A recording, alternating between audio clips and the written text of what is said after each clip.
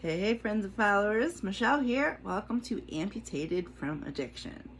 Here is a post-op update from this morning. As you can see, I am home. Dr. Egelsetter is cautiously optimistic that the procedure went well and I will have a positive outcome after I heal up. He removed the pin out of my thumb, shaved down some of the bone because it had kind of reformed itself and he wanted to make it flatter, and then he put a plate in my thumb. He did some tendon realignment in my middle finger knuckle, and he also replaced the knuckle with, I think he said, a plastic knuckle. I thought they used surgical grade steel, but I think he said it was plastic. So my finger is kind of pinned up, well, not pinned up, but splinted up right now. Can't even see any of my thumb because it's all wrapped up under the gauze and everything. And I am not to unwrap it or get it wet or do anything to it until I go for my post-op appointment next Thursday. They did a pretty good job getting me an IV this morning. I only had to be stuck twice. And the only reason it was twice is because the anesthesiologist, when she stuck me the first time, she was starting to fish and it was getting painful. So I told her she had to pull it out and do it again. So when she did it the second time, she used some lidocaine and numbed the area and was able to do the IV. And we were good to go. Oh man, something's in my eye. The only bad thing about the IV was they had to stab George in the eye. So now George is gonna have to get a patch, but all the bitches are gonna love it. So it all works out. Because bitches love patches, don't they? Injuries, scars, all that. And I'm not trying to be derogatory, I don't know. That's just me and how I talk. So, my arm is still numb. I can move my shoulder a little bit, but from here down, I've got no sensation.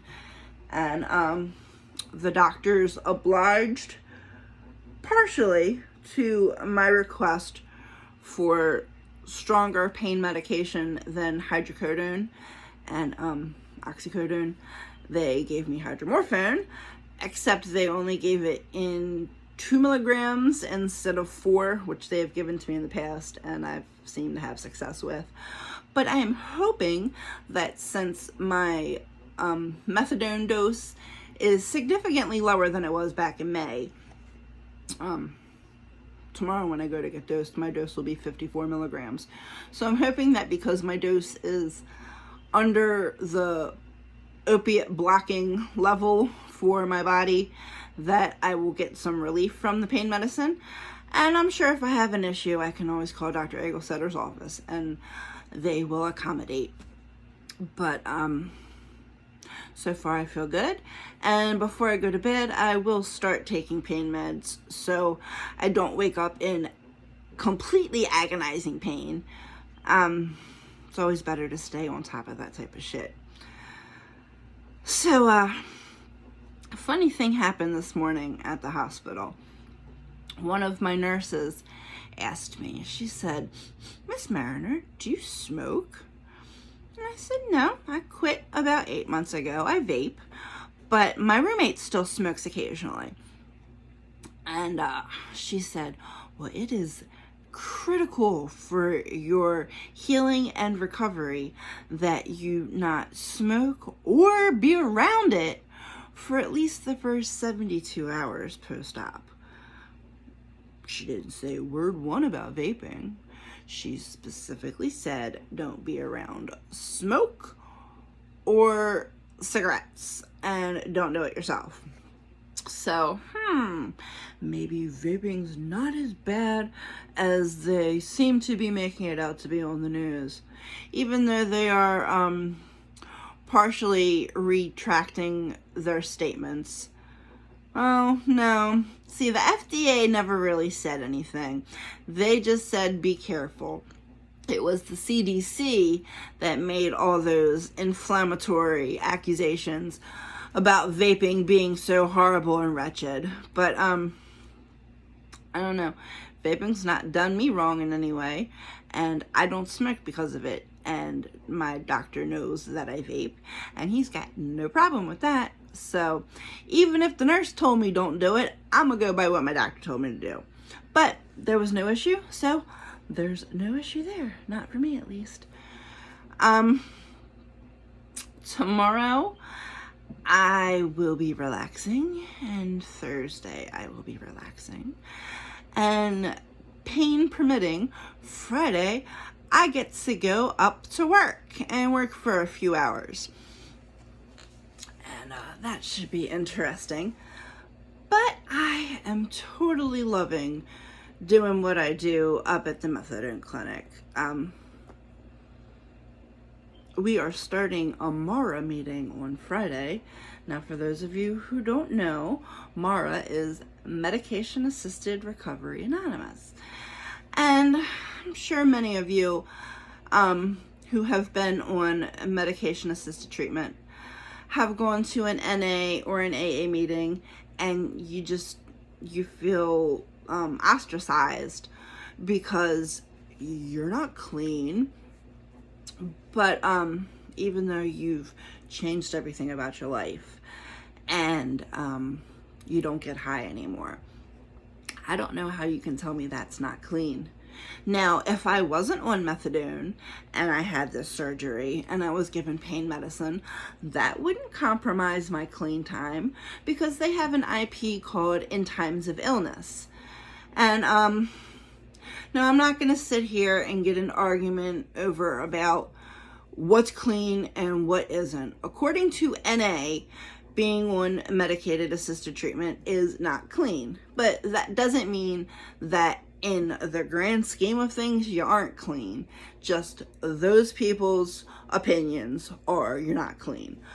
But at MARA, everybody is welcome.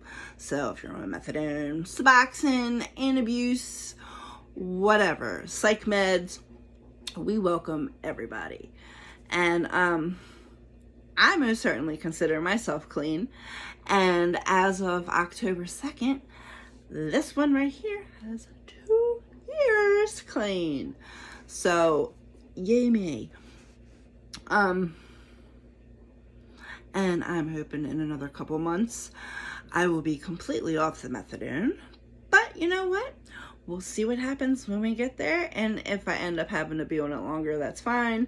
If I end up feeling like I shouldn't come off of it, that's fine too.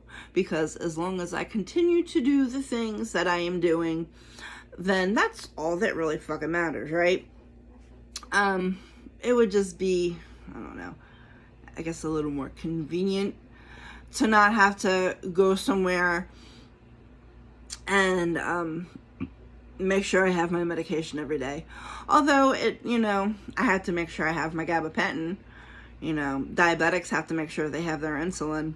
So, is what it is, right? Yeah, I only need about another 150, 200 hours maybe, and then I can go take my test for my certified peer recovery specialist certification, and at which point I am really, really, really hoping that I am offered a paying job up in the methadone clinic, or at one of the methadone clinics. But I've come to accept that everything I have done has put me where I am right now, and I will be exactly where I am supposed to be when the time comes. So whether I'm working with people on MAT, or if I am in a treatment center or a hospital or doing outreach, wherever I am is where I'm supposed to be. So it's all good. I just really like it up there because the counselors are really cool. My supervisor is totally awesome. My peers, they're superb, spectacular. I love you guys. And, you know, to be able to work with people that I can relate to and can relate to me, it's, I don't know, I really, really, really like it up there. So, we'll see. Is it hot in here? Is it just me? I'm like burning up. I know half of it's because I got this thing around my neck. My hair's down. I'm not used to wearing that down. So the back of my neck is like totally sweating. And I had to turn the AC off because y'all wouldn't have been able to hear me otherwise. So I think I'm going to wrap it up for now. Just want to let everybody know that I'm doing fantastic right now. And I will give y'all another update tomorrow. Fingers crossed that I am not in excruciating, agonizing, dire pain. So for now, everybody, deuces.